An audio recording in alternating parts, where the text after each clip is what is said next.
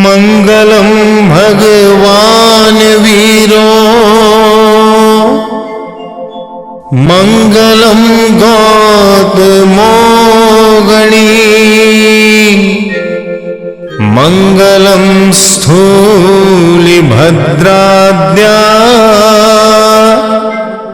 जैन धर्मोस्तु मंगलम मंगलम मतिमान भिक्षु मंगलम भारमल्लक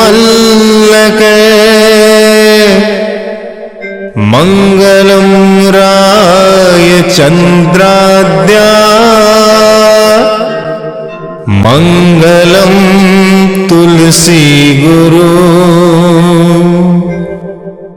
महाप्रज्ञोस्तु मंगलम महाश्रमणोस्तु मंगलम तेरापंथोस्तु मंगलम।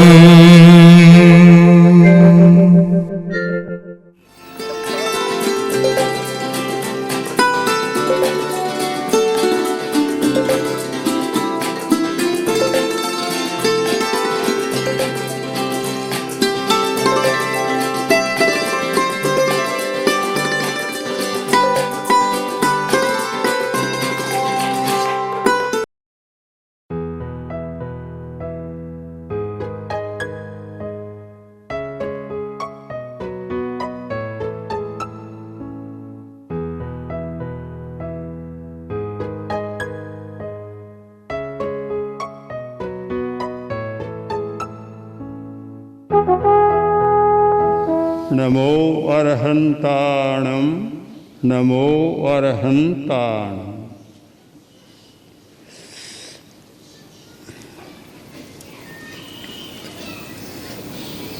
हर व्यक्ति अनेक अवस्थाओं से गुजरता है। जन्म लिया, शैशव में था, बड़ा होता है, कुमार बनता है, युवा बनता है, प्रौढ़ बनता है और वृद्ध भी बनता है।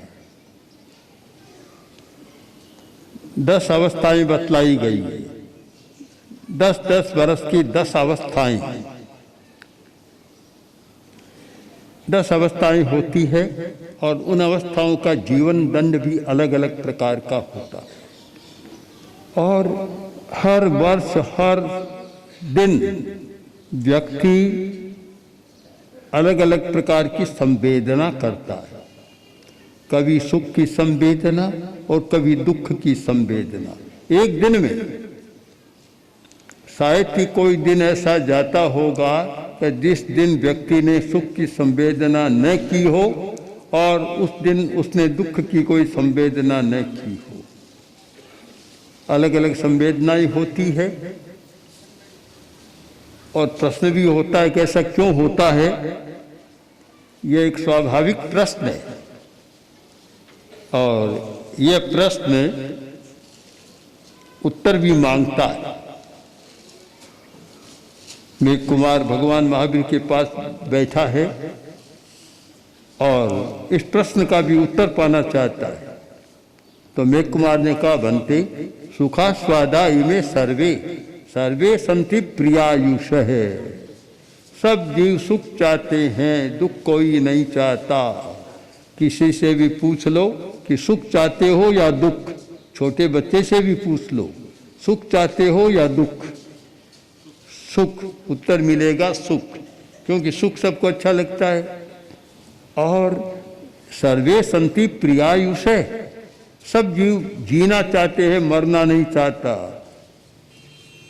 जीना चाहते हैं, सब में जीने की इच्छा है, जिजीविषा है। और हर आदमी भी अच्छा जीवन जीना चाहता है, पूरा जीवन जीना चाहता है, मरना नहीं चाहता। तो दोनों समस्याएं। मेघ कुमार ने कहा, बनते ये क्या है कि आदमी सुख चाहता है और बिना बुलाए दुख आ जाता है। आदमी जीना चाहता है और मौत आ जाती है। ऐसा क्यों होता है? कारण क्या है इसका? आदमी जो चाहे वह मिले तब तो ठीक बात है, चाहता कुछ मिलता और कुछ है तो वह ठीक नहीं होता। जो चाहे वह मिल जाए तब तो ठीक है, और जो चाहे वह न मिले या उल्टा मिले तो फिर आदमी के मन में प्रश्न भी होता है कि ऐसा क्यों होता है, कारण क्या है? क्या हम जो चाहते हैं हमारी इच्छा के अनुरूप जगत में काम नहीं होता? और अगर नहीं होता तो क्यों नहीं होता? होना चाहिए। दोनों प्रकार की स्थितियां हैं। तो प्रश्न पूछा तो बनते एक प्रश्न और है इसके साथ, क्या कर्ता सुख दुखानाम, ये सुख और दुख का कर्ता कौन है? कौन सुख करता है, कौन दुख करता है, कर्ता कौन है? दोनों प्रश्न मेरे हैं कि आदमी सुख चाहता है और दुख आता है, और सुख और दुख नहीं चाहता फिर भी आता है, और सुख और दुख दोनों जीवन के साथ जुड़े हुए हैं। इनका कर्ता कौन है और भोक्ता कौन है? कौन है सुख देने वाला और कौन है दुख देने वाला? मैं जानना चाहता हूँ। हर व्यक्ति के मन में प्रश्न होना स्वाभाविक है कि सुख देने वाला कौन है, दुख देने वाला कौन है। प्रायः यह आरोपण होता है कि वह आदमी मुझे दुख दे रहा है। सुख दे रहा है इसका तो सुनने को कम मिलता है, वह मुझे दुख दे रहा है ये सुनने को बहुत मिलता है। आज भी अभी कुछ समय पहले एक हरियाणा का युवक बोला कि बहुत ढीला हो गया। मैंने कहा क्या कारण है? कि कारण यह है कि पता नहीं किसी तांत्रिक का प्रयोग करा दिया गया। अब घर में अनेक प्रकार की चीज़ें मिलती है, हड्डियाँ मिल जाती है और भी मिल जाती हैं, अच्छी खराब चीज़ें मिलती है, और बड़ा कष्ट का अनुभव हो रहा है। हम इस पर दो दृष्टियों से विचार करें। भगवान ने उत्तर दिया कि सुख और दुख की करता है आत्मा, कर्ता सएवास्ति, भोक्ता चाप घातक है। आत्मा ही सुख दुख की करता है और आत्मा ही सुख दुख की भोक्ता है। हाँ,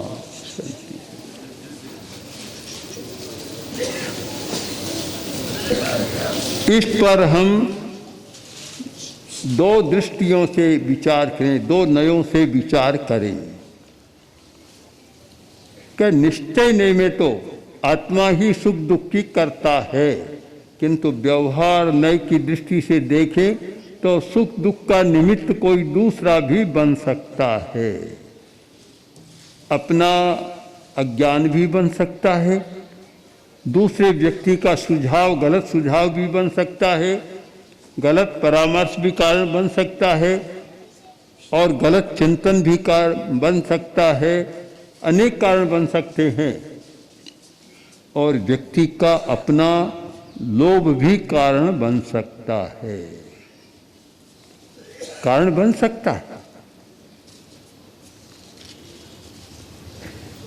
एक बार एक ब्राह्मण साधना के लिए गया और साधना करके, बीच में तो अच्छा बनी रहा,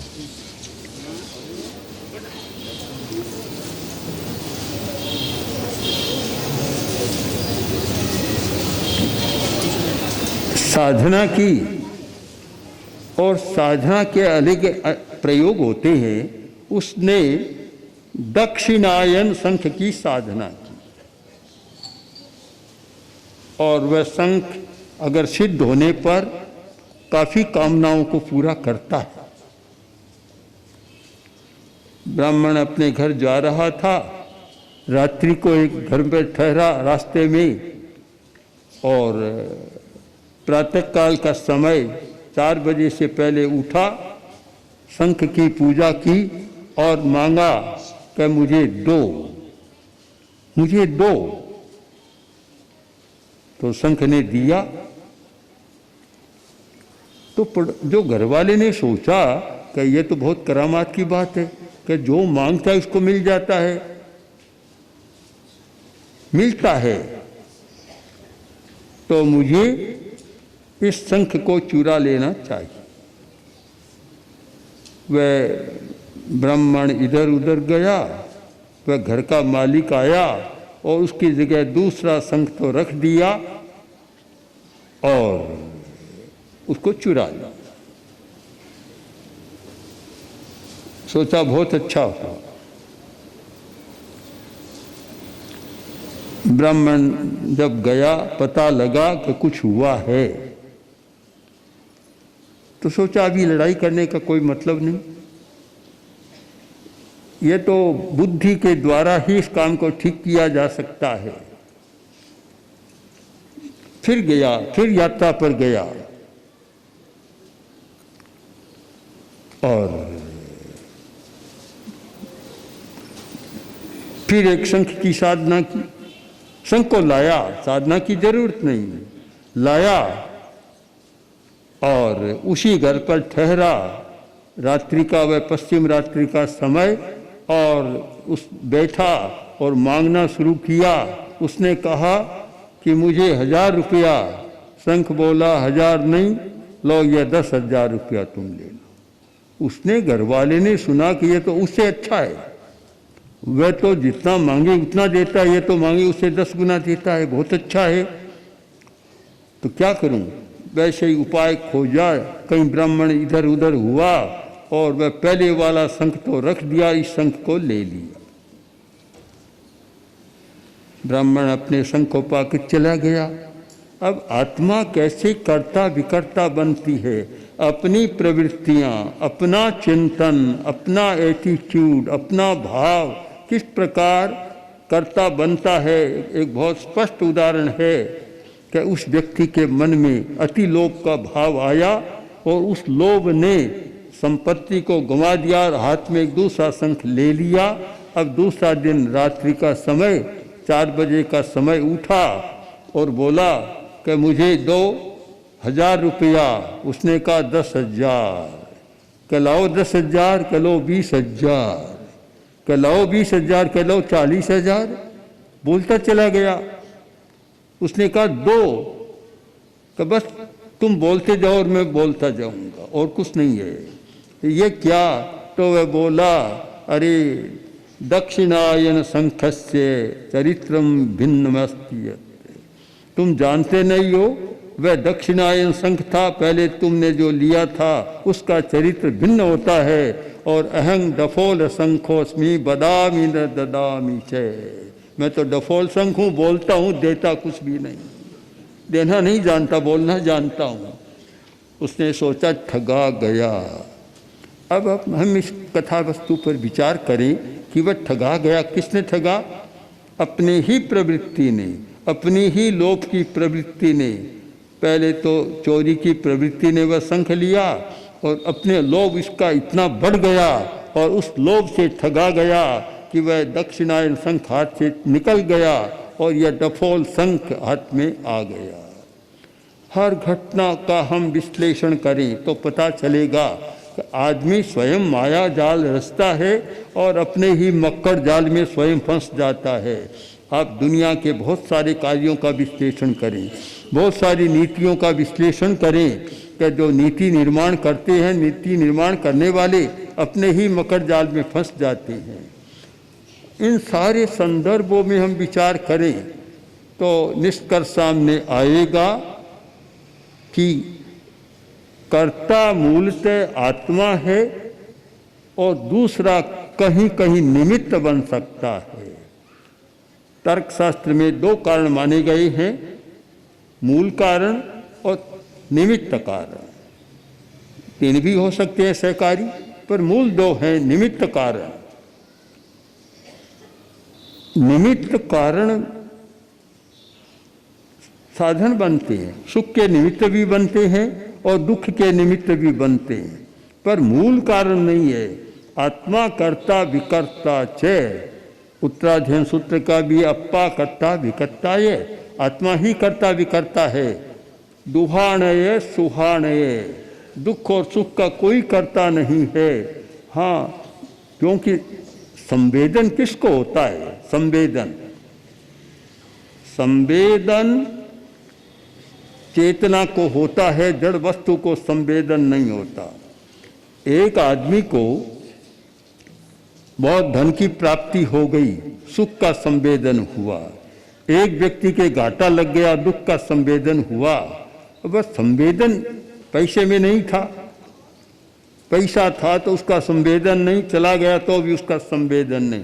संवेदन किसको होता है? जड़ वस्तु में संवेदना नहीं होती, वह चेतना में होती है। यानी संवेदन करने वाली हमारी आत्मा है।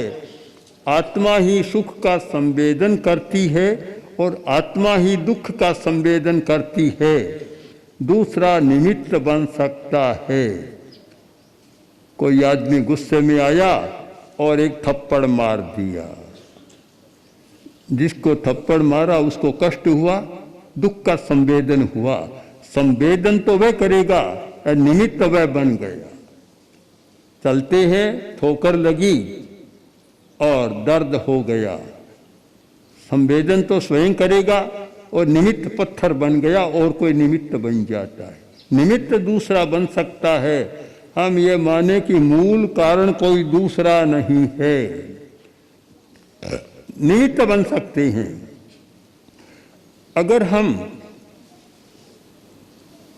अपनी संवेदना का परिष्कार करें तो फिर कोई सुख दुख देने वाला नहीं है।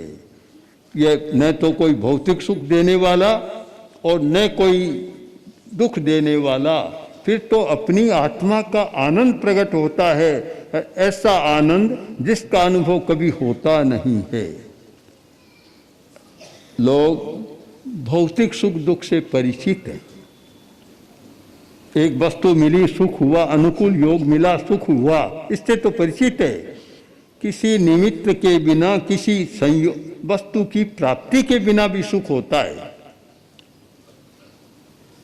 उसे जानना बहुत जरूरी है।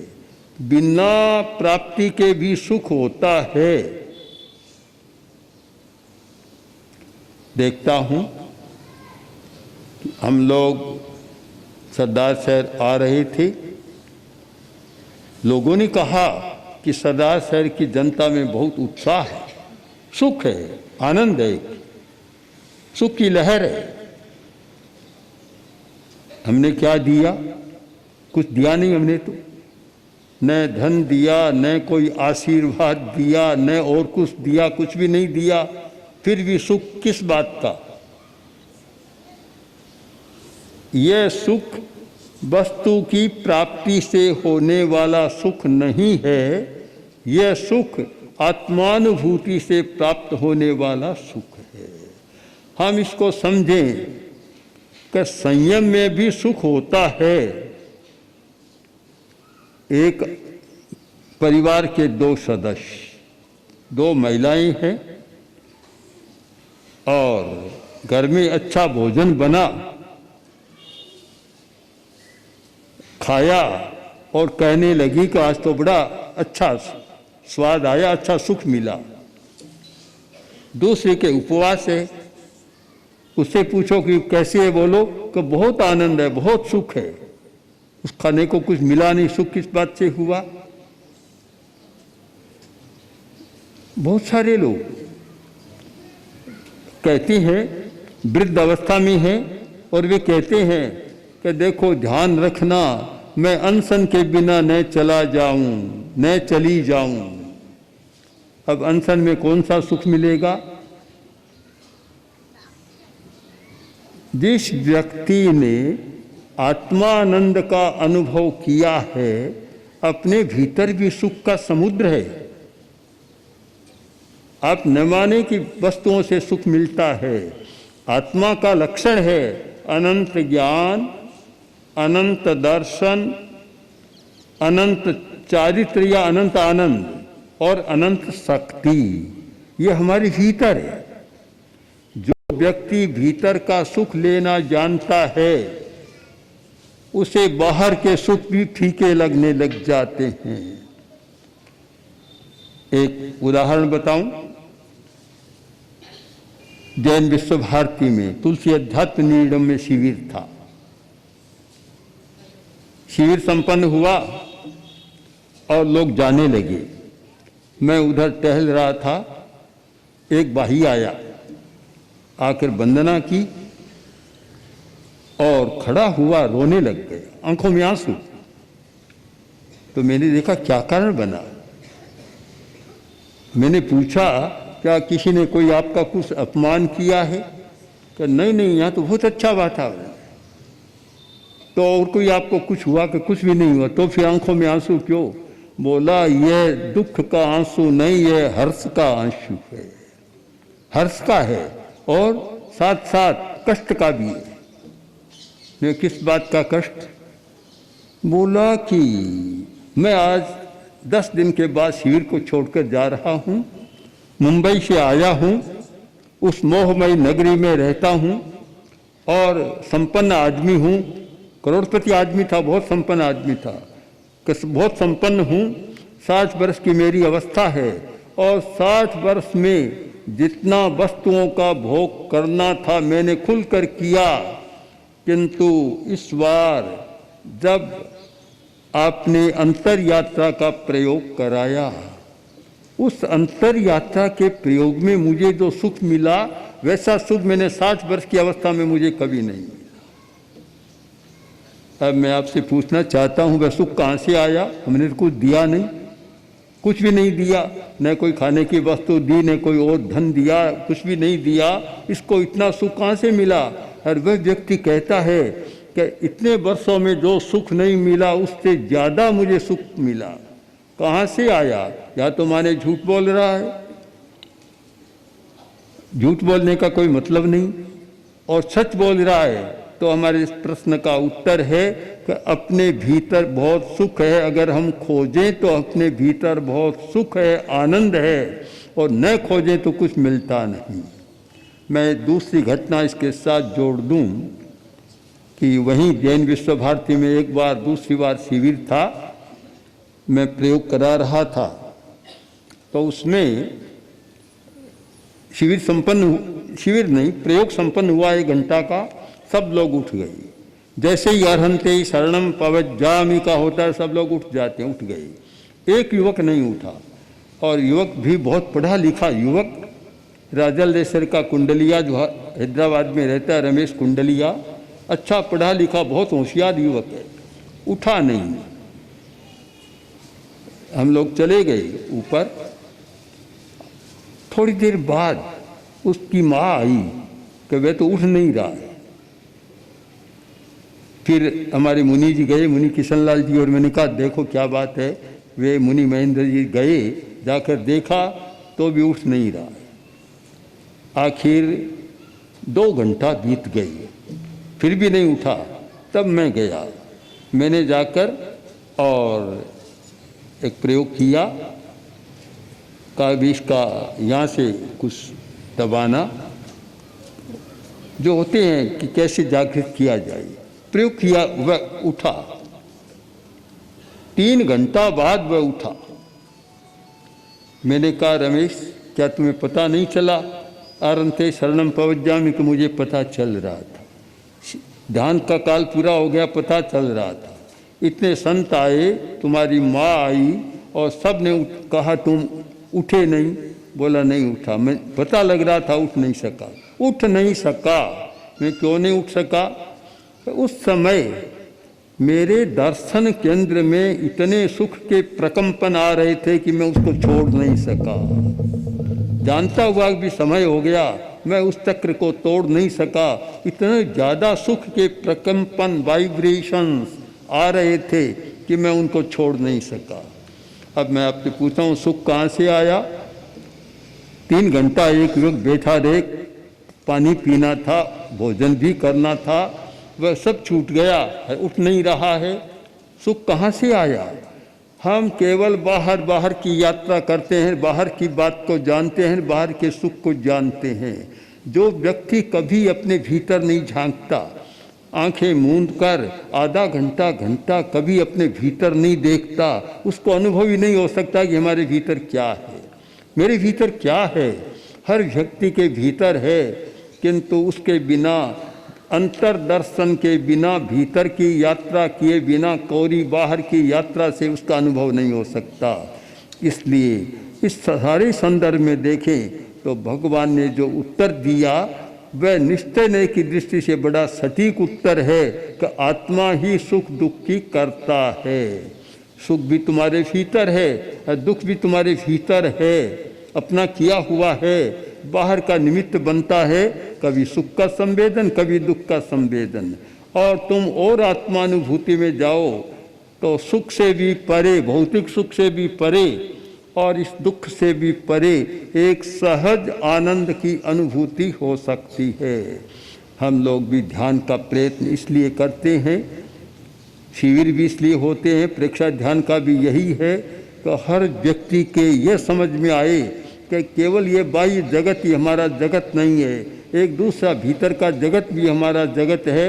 हम बाहर जगत से मुक्त होकर और कभी कभी उस भीतर की अंधेरी गुफा में, गहन गुफा में जाने का प्रयत्न करें और वहाँ क्या है उसका अनुभव करें, तो बात समझ में आएगी। वास्तव में आत्मा ही सुख और दुख की करता है, आत्मा ही भोगता है और आत्मा ही अपने अनुभूति के द्वारा इन सुख दुख के चक्र से मुक्त हो सकता है। ओम।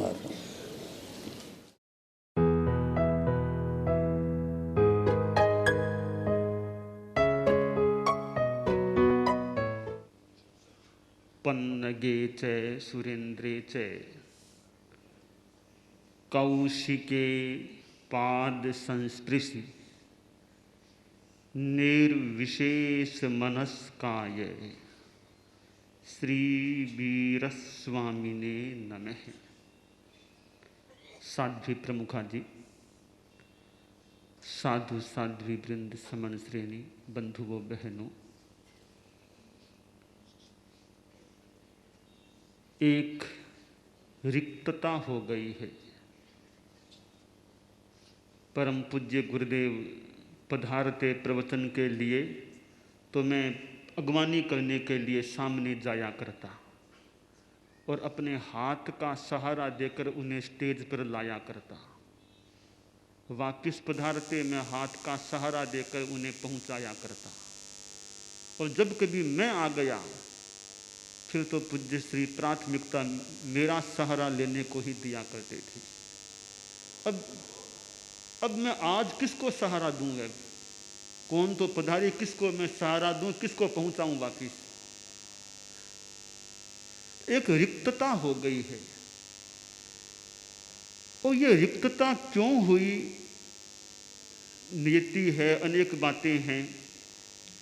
तो कुछ स्थूल और व्यावहारिक और काल्पनिक बात भी की जा सकती है कि रिक्तता क्यों हो गई, गुरुदेव क्यों पधार गए।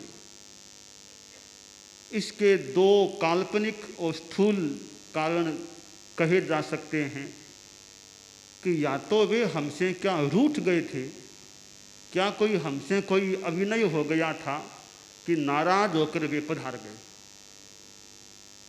कोई हमसे ऐसी गलती हो गई, या तो ऐसा कोई कारण हम सोचें, या वो ऐसा सोचे अति संतुष्ट हो गए हमसे और यूँ सोच लिया कि महाश्रमण काफी काम देखने लग गया है, अब क्या खास बात है, कोई अति मेरे से प्रसन्न हो गए हैं इसलिए पधार गए। या तो नाराजगी या अति प्रसन्नता।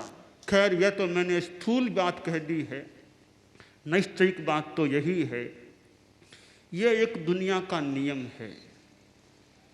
और जैसा कि जैन वाङ्मय में कहा गया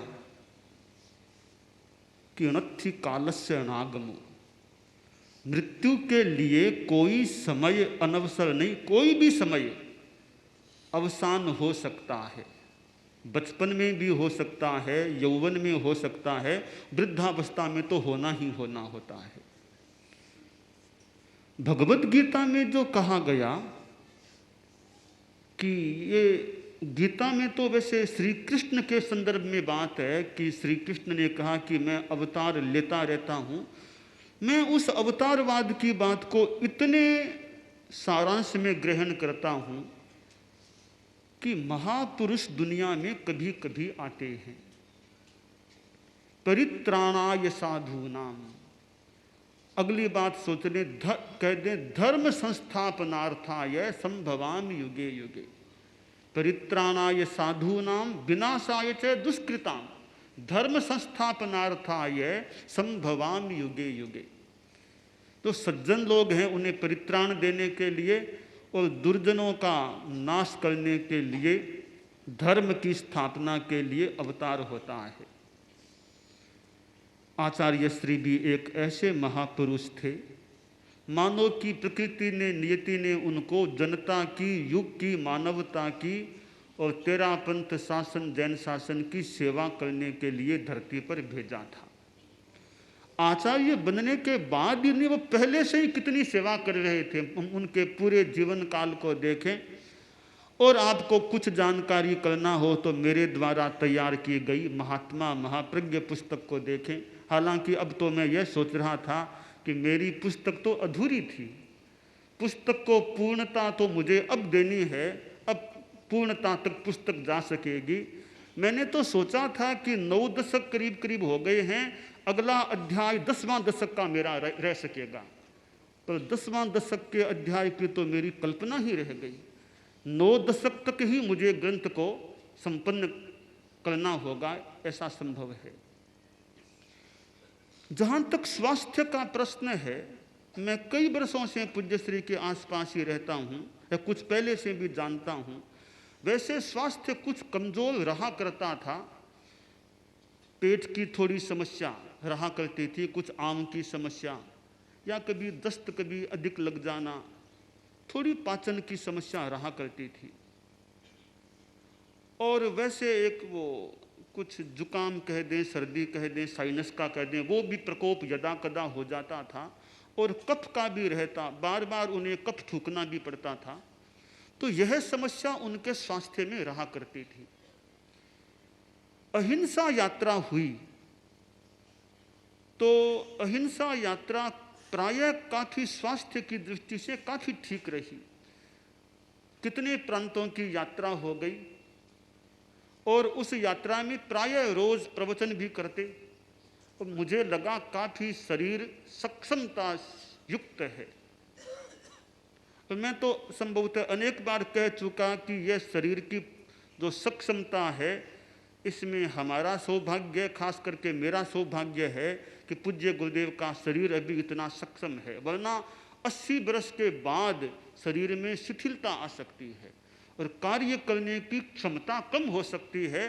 पर मुझे संतोष होता कि हमारे परम पूज्य गुरुदेव का अभी शारीरिक बल भी काफ़ी ठीक है, वे काफ़ी सक्रिय हैं, कार्य करने में सक्षम हैं। अहिंसा यात्रा करते करते तब मेवाड़ यात्रा प्रारंभ हो गई थी। उदयपुर का चतुर्मास हमारे सामने था। उदयपुर से पहले यह जो शेरा प्रांत का चौखला है, सेमड़, गोगुंदा, ये रावलिया आदि आदि जो सायरा कई क्षेत्र हैं, उस एरिया में बिहार हो रहा था। और वो एरिया बहुत अनुकूल लगी मुझे। और मुझे तो लगा कि जिन साधु साधियों को कोई लू आदि का प्रकोप हो तो बैसाख जेठ आषाढ़ महीने उस एरिया में कोई रह जाए, सायरा, सेमड़, गोगुंदा में, तो मेरे ख्याल से गर्मी की दृष्टि से उनके काफ़ी अनुकूलता रह सकती है। तो गुरुदेव उस एरिया में विचरे तो वो एरिया गर्मी में भी काफ़ी अनुकूल लग रही थी, मौसम की अनुकूलता थी। बाद में हमारी प्लानिंग यह थी कि अब इस एरिया से, उदयपुर से पहले कुछ और गांवों में यात्रा होनी है। हमने योजना भी संभवतः बना ली थी। जब गोगुंदा और उस एरिया में थे, संभवतः खासकर गोगुंदा में विराजमान होंगे, तो ऐसा ज्ञात हुआ कि अब पूज्य गुरुदेव को थोड़ा गैस का प्रकोप होता है, वायु का प्रकोप होता है। और आपने फरमाया कि मुझे शाम को आहार के बाद कुछ गैस की तकलीफ हो जाती है। तो फिर हम लोगों ने विचार किया, अब गैस की जब तकलीफ हो रही है, अब गुरुदेव को उदयपुर से पहले हमें गांवों में नहीं घुमाना चाहिए। तो मैंने मीटिंग की, गोष्ठी की, मेवाड़ के श्रावकों को भी याद किया, चिंतन किया, और मेरा ये अनुरोध रहा, हम साधुओं का भी चिंतन रहा कि अब लंबी घूमने की यात्रा नहीं करनी चाहिए। हमने पूज्य गुरुदेव से अनुरोध किया कि अभी हम सीधे उदयपुर आप पधार जाओ, एक बार गाँवों की बात छोड़ देते हैं। तो वो जो वायु का प्रकोप शुरू हुआ था, खासकर वायु गैस की समस्या के कारण से, हमने एक बार जो उदयपुर से पूर्व कुछ गांवों की यात्रा होनी थी उसको एक बार स्थगित किया और सीधे जल्दी उदयपुर पधार गए। उदयपुर का प्रवास भी लंबा रहा, वो उधर तुलसी निकेतन उस एरिया में विराजना हुआ, फिर शहर में पधारे, बाद में भुवाना चतुर्मास उधर था ही। तो वो उदयपुर में कुछ चिकित्सा की भी सुविधा है, जांच आदि की सुविधा है, तो वो क्रम चला। उदयपुर के बाद फिर यात्रा की बात हुई गांवों में घूमने की। तो पूज्य प्रबल ने कहा कि मेरी तो इच्छा नहीं है यो गांवों में घूमने की, और गुरुदेव का मन यह रहता कि महाश्रमण तुम भी ज़्यादा तो मेरे साथ ही रहा, तुम्हें ज़्यादा साथ ही रखूं, ऐसी गुरुदेव की इच्छा मुझे लगी कि ज़्यादा तुम मेरे साथ ही रहो। और फरमाते कि तुम साथ रहते हो तो मेरा कुछ काम हल्का होता है, वरना मेरे पर लोड ज़्यादा आ जाता है, इसलिए तुमको मैं ज़्यादा साथ रखना चाहता हूँ। फिर भी कुछ गांवों को स्पर्श भी करना होता है, तो फिर यह निर्णय हुआ। संभवतः गुरुदेव का मन नहीं था मुझे अलग भेजने का, फिर भी जो एक प्लानिंग करनी थी, कुछ सोचा कि एक कुछ तो गाँवों को स्पर्श ना होगा, तो फिर यह कहा कि जो कानोड़ आदि गाँव है उस ओर तुम यात्रा करके आ जाओ, मैं तो सीधा आसींद की ओर जाना चाहूँगा। तो यही निश्चय हुआ, गुरुदेव तो प्राय सीधे रास्ते से आगे बढ़े, मैं कानौर अकोला आदि उधर गांवों में भ्रमण करके फिर मैं गुरुदेव के दर्शन कर लूँ। तो उसी निर्णय के अनुसार मेरी यात्रा करीब 1 मास की उधर की हुई। गुरुदेव सीधे आगे पधारते गए और वह क्रम यात्रा का बना। आसींद पधारे, तो आसींद पधारने के बाद फरमाया कि मुझे कुछ दर्द लगता है, कुछ या कमर या नीचे के भाग में दर्द होता है। तो फिर दर्द पर ध्यान केंद्रित किया, तो फिर हमें लगा और डॉक्टरों से फिर परामर्श भी किया कि वह दर्द है वो साइटिक पेन हो रहा है। तो फिर डॉक्टर माथुर जो जयपुर में अब्रहा करते हैं वे आए, कहा कि साइटिक पेन है, इसके लिए तो मुख्य उपाय विश्राम रेस्ट करना होगा। तो यह निर्णय हुआ कि गुरुदेव श्री प्रायः लेटे रहेंगे, रेस्ट करेंगे। तो आसींद का मर्यादा महोत्सव हुआ। ऐसे हमारी काफ़ी गोष्ठियाँ होती है, गुरुदेव स्वयं पधारते हैं मर्यादा महोत्सव की गोष्ठियों में। तो आसींद के मर्यादा महोत्सव में गुरुदेव के सानिध्य में संभवतः ज़्यादा हम गोष्ठियाँ नहीं कर सके, क्योंकि गुरुदेव को तो लेटे रहना पड़ता ज़्यादा। आसींद का प्रवास हमने लंबा किया कि विश्राम अच्छा हो जाए, प्रवास को बढ़ा दिया गया। फिर आगे यात्रा की बात हुई, अब क्या करना आगे। तो काफ़ी चिंतन किया, फिर यह सोचा कि हम मेवाड़ की यात्रा को अभी नहीं छोड़ेंगे।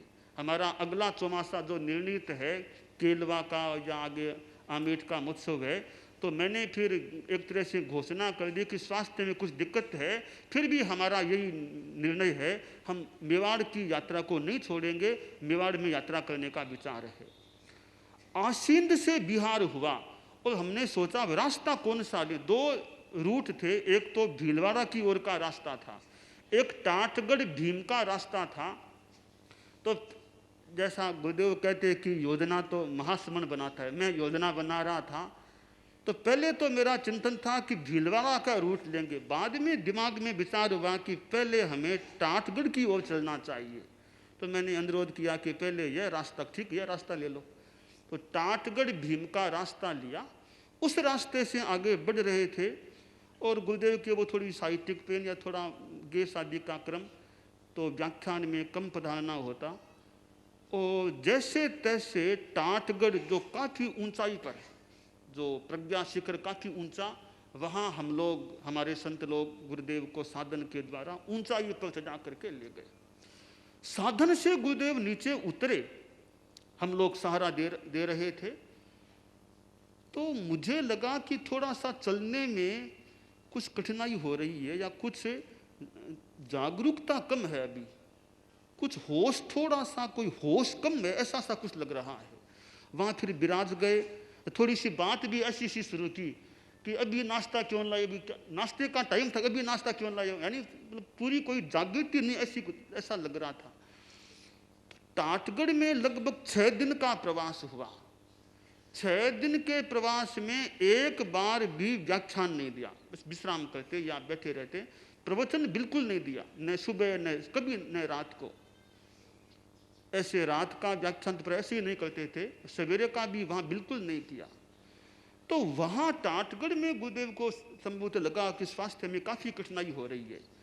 तो एक डॉक्टर साहब जो ब्यावर में हैं, डॉक्टर सिंघवी या कुछ जयपुर के डॉक्टर्स, उनसे कुछ संपर्क हुआ, बातचीत हुई, तो जांच वगैरह रिपोर्टें देखी तो फरमाया कि स्वास्थ्य में कुछ कठिनाई है, मेरे रिपोर्ट्स भी कुछ ठीक नहीं आ रही है, तो अब यात्रा कैसे होगी। मतलब यात्रा से थोड़ी सी एक निराशा सी आ रही थी। तो मैंने निवेदन किया कि आपके अंतर्मन की जो भावना आप वो फरमा दें, उसी तरह व्यवस्था कर दी जाएगी, ऐसा हम प्रयास करेंगे। आपकी जो मर्जी हो चिकित्सा के लिए, जिस जगह की आपकी अंतर्मन की भावना, आप वो हमको फरमा दें। तो मैं बैठा था पास में, मैंने कहा जो भी आपकी अंतर्मन की इच्छा वो आप मुझे फरमा दें, कहाँ मर्जी है पधारने की। तो फरमाया कि जयपुर ठीक रहेगा। मैंने कहा ठीक है। हमने उस ओर ध्यान दिया और कुछ मेवाड़ के श्रावकों को भी याद कर लिया, उनका भी स्वास्थ्य की कुछ अनुकूलता कम है, एक बार हम जयपुर में चेकअप कराना चाहते हैं। हालांकि मेवाड़ का तो काफ़ी एक अनुरोध था, भावना थी, उस सब भावना अनुरोध सबको हमने चीर करके आगे निकलने का निश्चय किया और वहाँ एक बार जयपुर जाना ये निर्णय कर लिया। टाटगढ़ से बिहार हुआ, ये ब्यावर अजमेर इस रूट से आगे बढ़ रहे थे। तो एक बार गुरुदेव ने तो कहा कि मेरी स्थिति तो काफ़ी नाजुक है स्वास्थ्य की, जैसे कभी गुरुदेव तुलसी अनुभव करते कि स्वास्थ्य ठीक नहीं, वो स्थिति मेरी हो रही है कि मुझे भी काफ़ी प्रतिकूलता लगती है, अब मुश्किल से रास्ता पार हो रहा है ये। तो वो थोड़ा रूट भी लंबा था, तो जैसे तैसे हमने उस रास्ते को पार किया। गुरुदेव को यानी पार कराया कर दें, कुछ भी कर दें, हमने यात्रा कराई साधन से और जयपुर पधार गए। और यह तो मेरा चिंतन भी था कि जयपुर पधारने के बाद वापस कोई मेवाड़ गुरुदेव पधार जाए चौमासे से पहले, यह तो असंभव बात है, क्योंकि इतना श्रम मुश्किल से तो जयपुर लें, वापस मेवाड़ आए, यह तो स्वास्थ्य के साथ अन्याय की बात हो जाएगी। मेरा स्पष्ट मत था कि जयपुर पधारने के बाद वापस केलवा आने की बात बिल्कुल संभव नहीं लगती। मैंने कह भी दिया श्रावकों से कि ये कठिन बात है कि वापस कोई जयपुर से केलवा पधारना, इस रास्ते से यूँ पधारना संभव नहीं है। तो फिर जयपुर से पहले ही हमने निर्णय कर दिया कि ये वापस पधारना संभव नहीं, और चूंकि जयपुर जाना ही है, फिर वहाँ आराम से विराजें, आराम से इलाज कराएं, जल्दबाजी क्या करना है हमको। तो हमने रास्ते में निर्णय कर दिया कि 2008 का चतुर्मास जयपुर करना, उसके साथ निर्णय कर दिया 2009 का जैन विश्व भारती लाडनू में करना। जयपुर पधारे, वहाँ लंबा प्रवास था और अणुविभा में काफ़ी लंबा प्रवास हुआ, तो वहाँ इलाज चला। और आचार्य श्री स्वयं बड़े जागरूक रहते अपने स्वास्थ्य के लिए, यानी इतने जागरूक रहते, कब क्या दवा लेना है, कब क्या करना, कब विश्राम करना, काफ़ी जागरूक थे इस मामले में। तो वहाँ जो भी इलाज करना था, होम्योपैथी आदि आदि, एलोपैथी, वो सब इलाज चला। तो जो साइटिक पेन का थोड़ा असर था, आपने कहा अब वो तो मेरा पेन अब काफ़ी ठीक हो गया है, अब थोड़ी एक गैस की थोड़ी फिर भी होती है। जयपुर में भी यदा कदा कभी वो गैस का प्रकोप, कुछ तकलीफ हो जाती, रात को हो जाती, फिर कभी डॉक्टर को याद करते, तो कभी कभी वो गैस की काफ़ी भयंकर समस्या होती और वो रात में भी हो जाती, होने के बाद कभी थोड़ी फिर बेचैनी सी ऐसी स्थिति भी कुछ बन जाती। तो जयपुर का फिर प्रवास पूरा हुआ। आगे हमारे सामने जैन विश्व भारती लाडनू चतुर्मास का लक्ष्य था ही। जयपुर का प्रवास करके फिर हमने थली की ओर प्रस्थान किया और यह निर्णय हमने कर लिया था कि अब बस गुरुदेव के लिए यात्रा बंद है। और हमने एक भाषा भी बना ली थी, अब जैन विश्व भारती लाडनू आचार्य श्री के लिए विराजने का केंद्र रहे और परिधि में ये अंदाज 100-150 किलोमीटर की एरिया में यात्रा हो सकती है, तो और ज़्यादा यात्रा नहीं करना है। इसका मतलब हुआ कि थली लगभग थली में लंबा प्रवास होना। तो फिर सुजानगढ़ होते हुए फिर मर्यादा महोत्सव था बीदासर, तो वहाँ पधारी, वहाँ का भी लंबा प्रवास किया। फिर मर्यादा महोत्सव सब, होली, ये आखाती, सब वहीं महावीर जयंती, वहाँ प्रोग्राम निश्चित कर दिए। बीदासर में विराजे, और बीदासर में तो झुमरमल जी बेंगानी जो गुरुदेव के खास चिकित्सा के खास परामर्शदायी श्रावक हैं, उनसे गुरुदेव काफ़ी परामर्श लेते, दवाई आदि के बारे में जानकारी करते, तो उनका भी वहाँ योग था। तो बीदासर में विराजे और फिर अक्षय तृतीया के दिन ही विहार करके, शाम को विहार करके जैन विश्व भारती की ओर आगे बढ़े। बाद में गुरुदेव ने कहा कि महाश्रमण, अब मेरे लिए आखा तीज के बाद का विहार ठीक नहीं है, गर्मी आ जाती है कि मैंने बीदासर से लाडनू आया हूँ, मैंने तकलीफ भोगी है। तो हमने सोचा कि अब ध्यान रखना है कि अक्षय तृतीया के बाद विहार न करना पड़े, जहाँ चतुर्मास करना हो वहाँ अक्षय तृतीया से पहले ही पहुँच जाएं, ताकि बाद में गर्मी की तकलीफ गुरुदेव को न भोगनी पड़े। तो उसके बाद हमने ध्यान दिया कि अब आगे सामने श्रद्धा शहर है, तो वैसे तो अक्षय तृतीया हमने घोषित पहले डूंगरगढ़ के लिए कर दी थी। जैन विश्व भारती लाडनू का चतुर्मास संपन्न हुआ और लाडनू का प्रवास काफ़ी अच्छा रहा गुरुदेव का। जैन विश्व भारती का परिसर भी काफ़ी एक स्वास्थ्य के अनुकूल है, काफ़ी काम चला, गुरुदेव काफ़ी प्रसन्न भी थे। और फिर बीदासर में सरदार शहर के लोग, काफ़ी बड़ा संघ आया, सुमती जी गोटियत काफ़ी लोग, तो गुरुदेव ने सरदार शहर के लिए चतुर्मास का निर्णय लिया। और बाद में अनेक बार फरमाया कि सरदार शहर जा रहे हैं, तो सरदार शहर जाने का जो निर्णय मैंने किया है वो खास करके तो तुम्हारे लिए किया है, यानी कि महाश्रमण के लिए मैंने किया है। अभी भी कहा था, कुछ दिनों पहले भी कहा था, और यहाँ तक कह दिया कि महाश्रमण को मेरे साथ मान लो या मुझे महाश्रमण के साथ मान लो, मेरी वास्तविकता यह है कि मेरा, एक बार मुझे यह भी कहा कि मेरी मन भावना यह है कि महाश्रमण का एक या पहला चौमासा सरदार शहर हो, यह मेरी भावना है, इसलिए मैंने सरदार शहर का निर्णय किया है। बहुत साफ कहा कि महाश्रमण का पहला चौमासा सरदार शहर हो, इसलिए यह निर्णय मैंने किया है। तो मैंने सोचा कि ये पहले की बात क्यों कह दी गुरुदेव ने। प्रश्न यह कि पहला चौमासा शब्द क्यों निकला, मैं तो पहले भी यहाँ चौमासा कर चुका हूँ गुरुदेव, अब पहला क्यों निकला। तो उनके मुख से निकला कि महाश्रमण का पहला चौमासा सरदार शहर हो, यह मेरी भावना है। का अब महाश्रमण मेरे अब काफ़ी काम करने लग गए हैं, अब इनका चौमासा यहाँ होना चाहिए। तो फिर हम जैन विश्व भारती से बिहार करके श्री डूंगरगढ़ गुरुदेव पधारे, और वहाँ का भी लंबा प्रवास, और वहाँ भी कभी कभी वह वायु की पित्त और वायु की वो तकलीफ हो जाती। अनेक बार रात्रि में भी समस्या हो गई श्री डूंगरगढ़ में। हम लोग फिर, मुझे बुलाया, मैं गया, पास बैठा, रात को काफ़ी तकलीफ हो रही थी। तो अनेक बार श्री डूंगरगढ़ में भी वह काम पड़ा। उसके बाद फिर यह हमारा लक्ष्य था कि गर्मी ज़्यादा आने से पहले पहले सरदार शहर पहुंचना है। तो फिर मोमासर को तो बीच में लेना था, वो भी एक क्षेत्र है अच्छा, तो वहाँ का प्रवास तो हमने मान्य किया, स्वीकार किया। और फिर सोचा अक्षय तृतीया से तो पहले पहले हमें सरदार शहर पहुँचना ही है। वो लक्ष्य बना करके हम सरदार शहर गुरुदेव पधारे, और 25 अप्रैल को मंगलचंद भंवरलाल वैद्य के वहाँ पधार गए थे, और 3 दिन का प्रवास वहाँ रहा। फिर 28 अप्रैल को श्री समवसरण या फिर ये गोठी जी की हवेली, इस एरिया में पधार गए। और यहाँ पधारने के बाद कुछ एक दिन शरीर में जलन लगने लग गई, तो गुरुदेव ने कहा मेरे दाह सी लग रही है, और संभवतः यह कहा कि मैंने पहली बार यह तकलीफ भोग रहा हूँ, इतनी वेदना मेरे शरीर में हो रही है कि असह्य वेदना मेरे हो रही है, अब दाह सी लग रही है। एक उन्होंने साध्वी जी का उदाहरण दिया कि जैसे हमारी साध्वी विनयवती कहती है कि मेरे दाह, आज वो स्थिति मेरी हो रही है कि मेरे भी दाह लग रही है।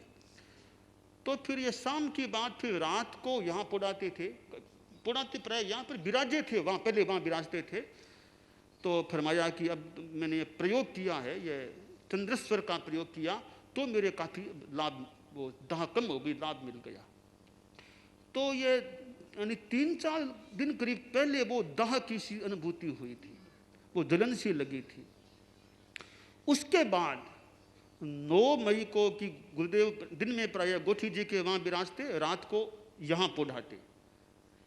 तो कई दिन पहले मुझे कहा कि तुम भी दिन में मेरे पास रहा करो।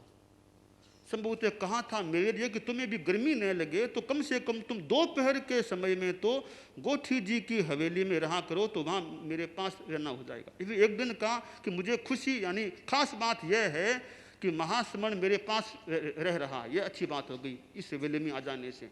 तो मैं भी फिर मेरा क्रम बना लिया कि व्याख्यान के बाद गुरुदेव के साथ पहुंचाने के लिए जाता, वहीं रह जाता, शाम को करीब 4 बजे बाद वापस यहाँ आ जाता। दोपहर का समय वो गुरुदेव के आसपास वहीं बैठता। अब नियति पता नहीं क्या कराती है, क्यों मुझे दोपहर में वहाँ रहने का निर्देश मिला, वरना मैं तो यहाँ बैठता था।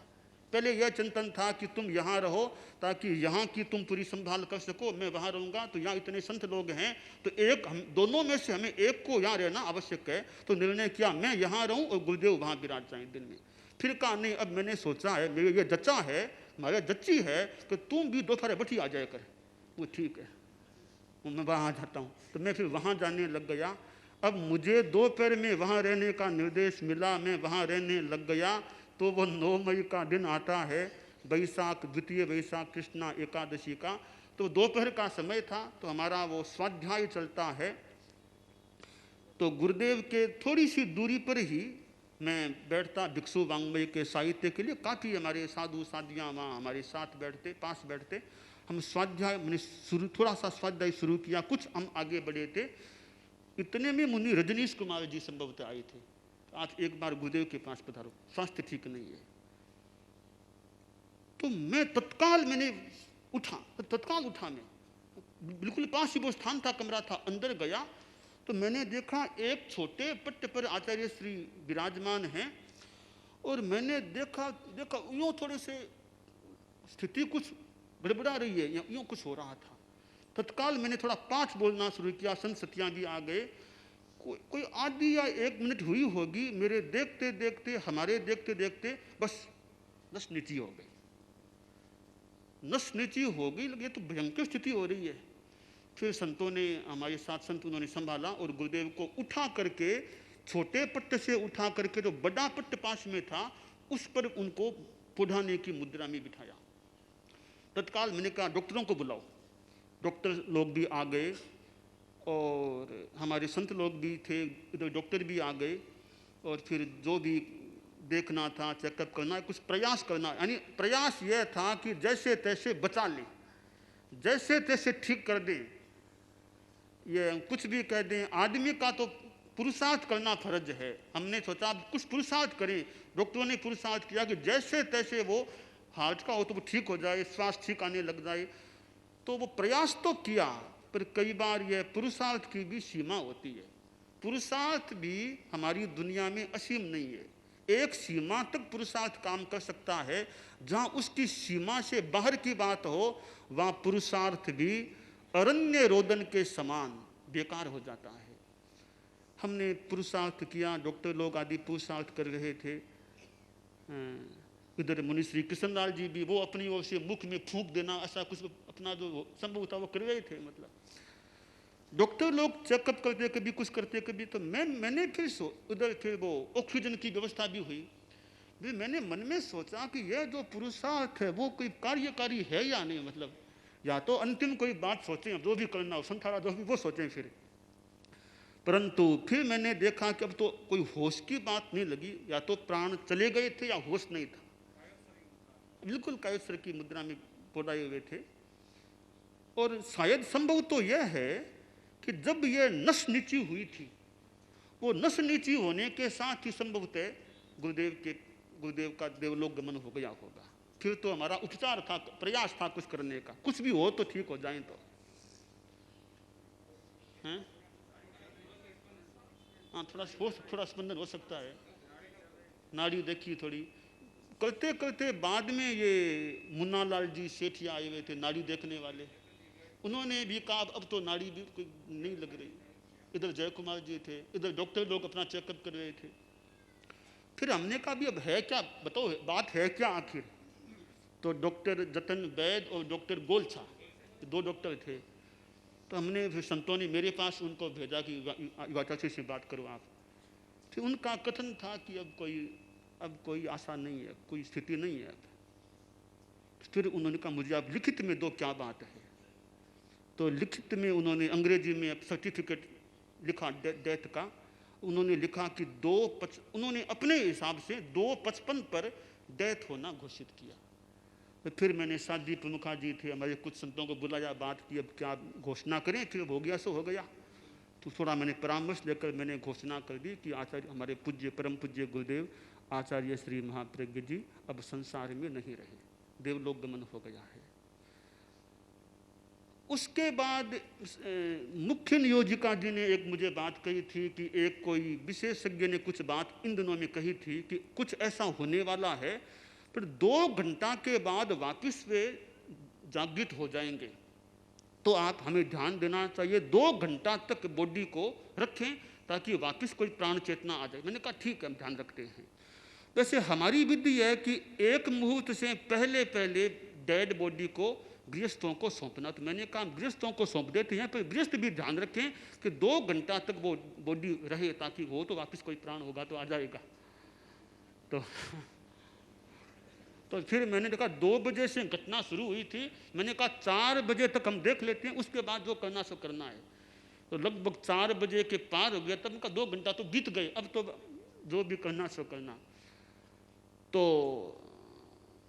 फिर मैंने जो उससे पहले जो हमारी विधि है कि डेड बॉडी को आमतौर से उत्तराधिकारी बोसरे करता है, तो मैंने हमारे साधु साधियों सब पास में थे, तो फिर मैंने यह श्रावक समाज के लिए कहा कि अब यह बॉडी जिससे हमने इतना मिला, जिस बॉडी ने इतनी सेवा की, जिसने मेरी भी इतनी सेवा की, मुझे आगे बढ़ाया, आज उसी देह को मैं बोशिरामी कहता हूँ।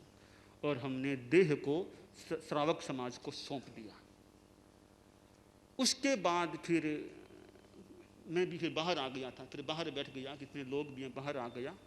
और डेड बॉडी को बोसरे करने से पहले हमारी विधि है कि जब से मृत्यु का निर्णय हो या लग जाए, उसके 36 मिनट बाद एक बार परीक्षण करना साधुओं के द्वारा, यानी हमारी द्वारा, कि श्वास है तो नहीं। तो डॉक्टरों ने 2:55 का ऐलान किया था मृत्यु का, तो हमने लगभग 2:31 के आसपास हमारे 3:31 पर यह टेस्टिंग की।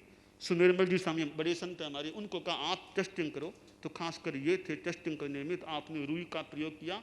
आपने कहा कोई प्राण की बात नहीं है, रुई बिल्कुल निस्थिर है, कोई प्राण की बात नहीं।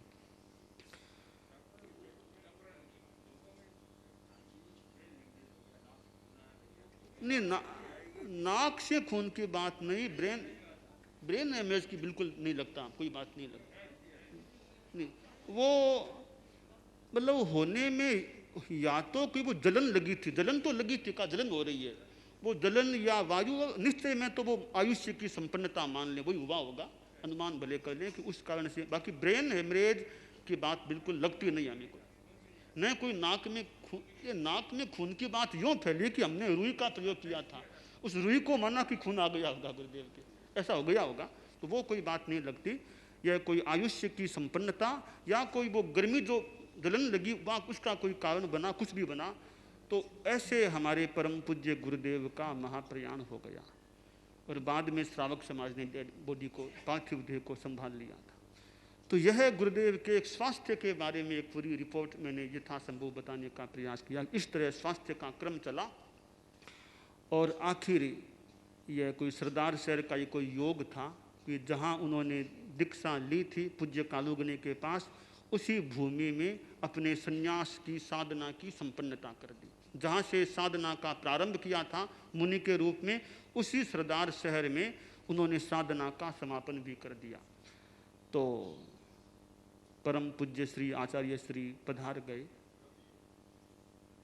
और फिर मैं जब बाहर बैठा था तो मुझे परामर्श मिला, मैं जानता भी था वैसे कि तत्काल एक धर्म संघ के लिए संदेश देना चाहिए।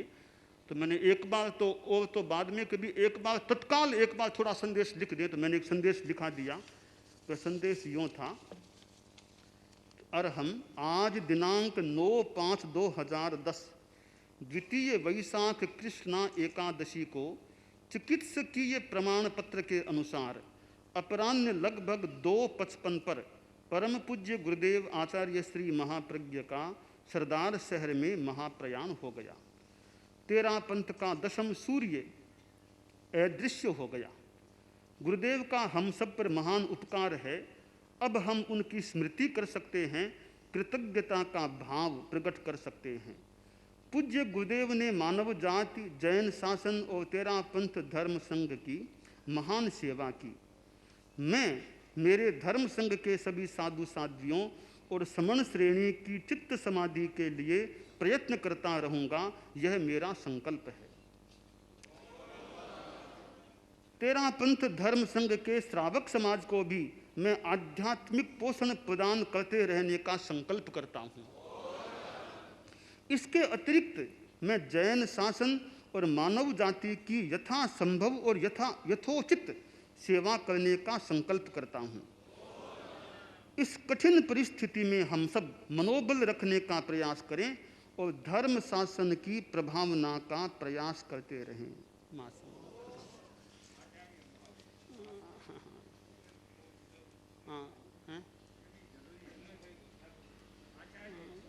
परम पूज्य और एक बात और, उसके बाद हमने आगम परंपरा के अनुसार 4 लोग की ध्यान की विधि संपन्न की। उसी गोटी जी की हवेली में हमारी विधि है कि आचार्य या साधु किसी का भी देहावसान के बाद कायोत्सर्ग करना, हमने वहीं पर वो कायोत्सर्ग भी किया, 4 लोग की विधि का अनुपालन किया। और उसके बाद जैसे कि परंपरा रही है 13 पंथ धर्म संघ, आचार्य महाप्रज्ञ ने हमें युवाचार्य प्रदान किया, लेकिन आचार्य के रूप में हमारे धर्म संघ में यहाँ प्रवासी संतों में मुनि श्री सुमेरमल जी सुदर्शन जो सामने विराजमान हैं, उन्होंने समग्र साधु प्रमुखा मुख्य नियोजिका हम साधु साधियों के बीच एक उद्घोषणा की और उस उद्घोषणा को हम लोगों ने तो स्वीकार किया ही, वहाँ उपस्थित श्रावक समाज ने भी स्वीकार किया। और वो उद्घोषणा थी कि 13 पंथ धर्म संघ का आगे का उत्तराधिकारी के रूप में आचार्य महासमण के रूप में हम उन्हें बर्धापित करते हैं। इन्हीं भावों के साथ आचार्य श्री महाश्रमण जी की 13 पंथ के 11वें आचार्य श्री महाश्रमण जी की। और दूसरा हमने यह निर्णय किया कि वो हमारे कुछ विधि विधान लिखे हुए लिखित तैयार हो गए थे, उस विधि विधान के अनुसार मैंने यह भी निर्णय बताया था कि परम पूज्य गुरुदेव आचार्य श्री महाप्रज्ञ के महाप्रयाण के उपलक्ष्य में पूरे 13 पंथ धर्म संघ के स्तर पर एक साप्ताहिक यानी 9 मई से 15 मई आध्यात्मिक अनुष्ठान मनाया जाए। इस अवधि में आमोद प्रमोद के उपक्रम नहीं चलने चाहिए। नमस्कार महामंत्र ओम श्री महाप्रज्ञ गुरुवे नमः, मंगलम भगवान वीरो, मंगलम मतिमान भिक्षु, पूरा जो श्लोक हैं का यथासंभव जप किया जाए। आचार्य प्रवर की स्मृति सभाएं की जाएं, यह भी हमने बता दिया था। तो आप लोग भी सुन रहे हैं कि हमें 15 मई तक हमारे पूरे धर्म संघ के स्तर पर 1 सप्ताह का हमारा आध्यात्मिक अनुष्ठान चले। उसमें वही मुख्य काम स्मृति सभा जप आदि करना, और कोई प्रोग्राम आदि अभी नहीं चले 1 सप्ताह तक, यह हमें प्रयास करना।